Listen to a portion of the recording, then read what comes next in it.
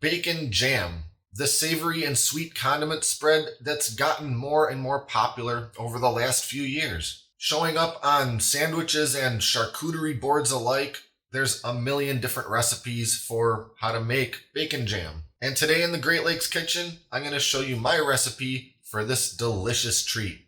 And mine isn't just any old bacon jam, it's actually a coffee bacon jam, because I think that the taste and flavor of coffee magnificently complements the flavors in bacon, as well as the other ingredients that go into this thing. So enough talking about it, let's make some coffee bacon jam.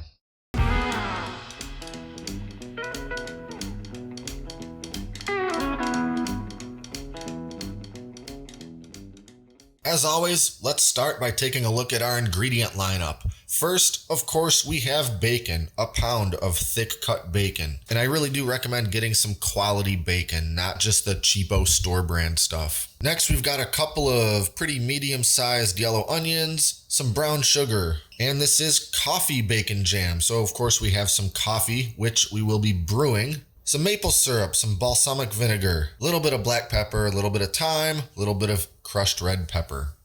And there's just a little bit of prep work we have to do. First, we're gonna chop up these 2 onions. Then we're gonna chop up all this bacon into pretty small little pieces. And now using my pretty deep cast iron skillet, we're gonna start frying up those bacon pieces. I'm gonna cook them over medium heat for maybe not quite 10 minutes. I want the fat to render, and I want them to get almost to the point to where they would begin to get crispy, but not quite crispy. All right, bacon's looking good, and now I'm just going to remove it all out of this skillet with a slotted spoon. And by the way, you don't have to use cast iron for this. You can really use any pretty large skillet. I just happen to think that cast iron works perfectly for this. Now I want to pour out all but about a tablespoon of this bacon fat from the skillet, because we're going to use it to cook our onions. We're going to cook these onions on pretty low heat until they get nice and caramelized, which will probably take about 20 minutes. In the meantime, we're going to brew up that coffee with the French press. I'm going to brew this coffee pretty strong because I want that bold flavor, but we don't actually need a whole lot of it for the recipe. But that just means I'll have enough to pour myself a cup while I'm at it. And if after a while those onions seem like they're maybe starting to get a little bit too dry, you can add in just a little splash of that coffee. Now once our onions are ready and they're nice and caramelized, but certainly not burnt, we're gonna add all that bacon back into the skillet. And then we're throwing in all the remaining ingredients. Brown sugar, maple syrup, black pepper, thyme, crushed red pepper, balsamic vinegar, and a half cup of that strong coffee.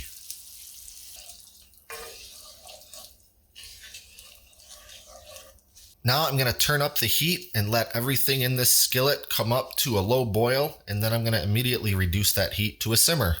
Once it's simmering, we're going to let it go for quite a while, somewhere between 1 and 1.5 hours, until the majority of the liquid is cooked off. I'll stir it regularly, but other than that, all I have to do now is wait.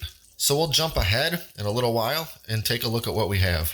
All right, I ended up letting this all simmer for just about 1.5 hours, and it's nice and thick, and most of that liquid is cooked off, and this is what I'm looking for right here. Some people go a little more liquidy on theirs. I like for it to be pretty reduced so it's good and thick and spreadable.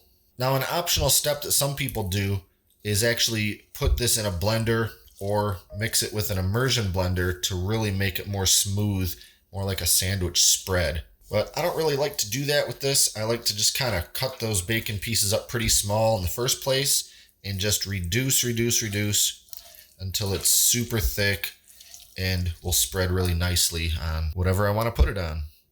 Spread it on toast, crackers, waffles, or my personal favorite, the ultimate burger condiment. Store in an airtight container and put it in the fridge for 1 to 2 weeks. Although I think there's a pretty slim chance that it's going to take that long to eat all of it. Be sure to like and subscribe and stay up to date with all our latest stuff, including future food videos. Thanks for watching, and I'll see you next time right here in the Great Lakes Kitchen.